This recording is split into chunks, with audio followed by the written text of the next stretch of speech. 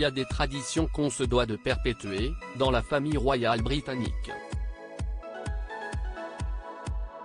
L'amour des chevaux, la conduite de calèche, la passion du tennis ou encore la mode. Chaque membre du clan Windsor a sa spécialité.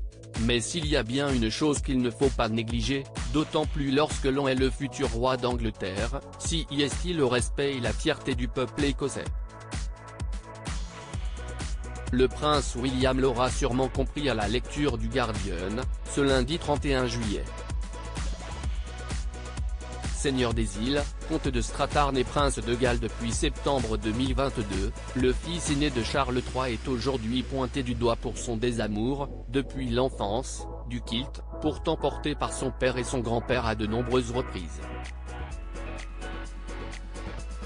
Il est curieux que William n'ait pas porté de kilt depuis qu'il est adulte, bien qu'il ait pu le faire dans un cadre privé, a ainsi déploré Joe Little, responsable éditorial du Majesty Magazine.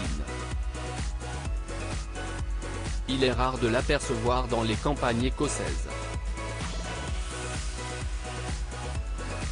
Mais porter un kilt au moins une fois ferait taire ses détracteurs, assure-t-il pourtant.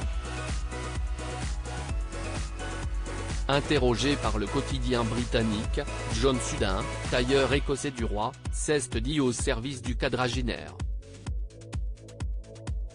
Nous serions ravis de confectionner un kilt et une veste pour le prince de Galles.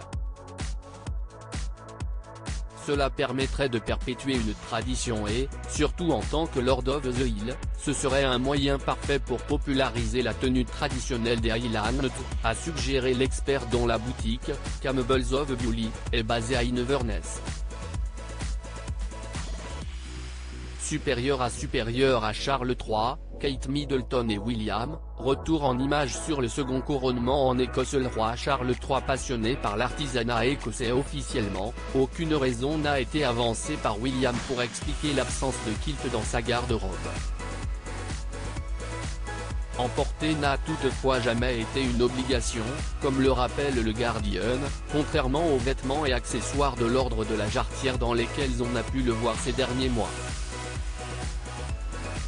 Il est vrai qu'en comparaison, Charles III n'a jamais hésité à montrer son affection pour cet habit traditionnel écossais, qu'il revêt régulièrement lorsqu'il est de passage dans la région et réside au château de Balmoral.